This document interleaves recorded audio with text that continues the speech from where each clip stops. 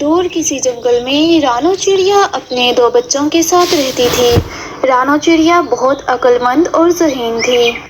ہر بار کی طرح رانو چڑیا نے اس بار بھی بارش کا موسم قریب آنے سے پہلے ہی بہت سارا کھانا اور لکڑیاں اپنے گھر جمع کر لیں۔ رانو چڑیا کو پتا تھا کہ جب بارش کا موسم آتا ہے تو بارشیں بہت زیادہ ہوتی ہیں اور ان بارشوں کی وجہ سے ہم دور دراز علاقوں میں کھانا لینے نہیں جا سکتے۔ اسی وجہ سے رانو چڑیا نے مشکل وقت آنے سے پہلے ہی زیادہ سارا کھانا اور لکڑی اپنے گھر میں جمع کر لی۔ دن یوں ہی گزرتے رہے کہ اچانک بارشوں کا موسم قریب آ گیا اور اب تو بہت تیز بارش ہونے لگی۔ رانو چڑیا کو اب سکون تھا کیونکہ رانو چڑیا یہ جانتی تھی کہ اس نے اپنا گھر مضبوط بنا لیا تھا اور کھانے کو دانا اور گرم ماحول کرنے کے لیے لکڑی جمع کر لی تھی۔ امی جان، دیکھیں باہر کتنا پیارا موسم ہو رہا ہے، کتنی پیاری بارش ہو رہی ہے اور ہمیں کتنا مزہ آ رہا ہے۔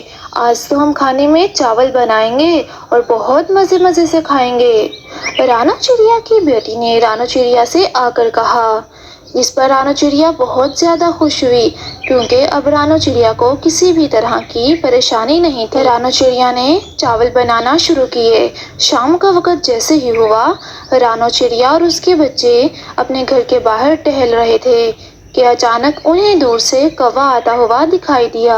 یہ کالو کووا تھا جو ان کے گھر کے سامنے ہی رہتا تھا، لیکن وہ بہت زیادہ سست تھا اور اپنے لیے اس نے کچھ بھی جمع نہیں کیا تھا۔ اب کالو کوے کے گھر بھوک آن پڑی تھی اور کالو کوے کے بچے اس سے کھانا مانگ رہے تھے، لیکن کالو کوے کے پاس ان کو کھلانے کے لیے کچھ نہیں تھا۔ اس لیے کالو کووا بھاگتا ہوا رانو چڑیا کے پاس آیا اور آ کر کالو کوے نے رانو چڑیا سے کہا، رانو چڑیا، تمہارے پاس کھانے کو کچھ ہے؟ ہمیں بھی کھانے کو دانہ چاول دے دو۔ دیکھو کالو کوے، میں تمہیں ہمیشہ یہ بات کہتی تھی کہ اپنے گھر میں دانہ جمع کر لو، موسم قریب آ رہا ہے۔ جب بارشیں ہوئیں تو تمہارے پاس کھانے کو کچھ نہیں ہوتا اور تم ہر بار کی طرح اس بار بھی میرے سے مانگنے آ گئے ہو۔ یہ کہہ کر رانو چڑیا نے کالو کوے کو تھوڑا سا دانہ اور دے دیا۔ کالو کووا بہت ہی سست انسان تھا، لیکن کالو کوے کو گھر جا کر رانو چڑیا کی یہ بات بہت بری لگی اور کالو کوے نے سوچا، بس اب یہ آخری بار ہو گئی، آج کے بعد میں رانو چڑیا سے کبھی دانہ مانگنے نہیں جاؤں گا، بہت بری ہے وہ۔ تھوڑا سا دانہ کیا دے دیا، باتیں ہی سنانا شروع ہو گئی۔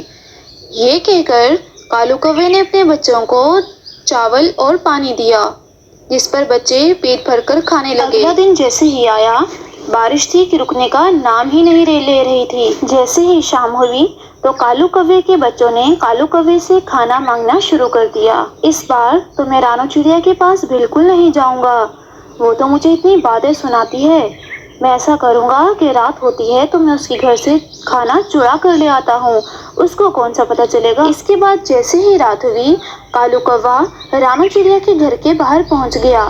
جب اس نے دیکھا کہ سب سو رہے ہیں تو وہ چپکے سے اندر گیا اور جا کر اس کا کھانا چرا کر جلدی سے اپنے گھر لے آیا اور لا کر کالو کوے نے اپنے بچوں کو کھلا دیا اور آرام سے سو گیا۔ کالو کوے کو کسی بھی طرح کی کوئی شرمندگی نہ تھی۔ جو ہی اگلی صبح ہوئی، کالو کوے کے بچوں نے اٹھتے ہی رونا شروع کر دیا اور کالو کوے کے بچوں نے بتایا کہ انہوں نے جو رات کو کھانا کھایا تھا اس کی وجہ سے ان کے پیٹ میں شدید درد ہے۔ اب کالو کوے کو اور زیادہ پریشانی کا سامنا ہوا۔ کالو کووا جلدی سے اپنے بچوں کو لے کر ڈاکٹر کے پاس گیا اور ڈاکٹر نے کھانے کو ان کو میڈیسن دی۔ اس طرح سارا دن کالو کوے کے بچے درد میں روتے رہے۔ اتنے میں کالو کوے نے دیکھا کہ رانو چڑیا کے بچے تو وہی کھانا کھا رہے ہیں اور وہ آرام سے انجوائے کر رہے ہیں، ان کو تو ایسا کچھ بھی نہیں ہوا۔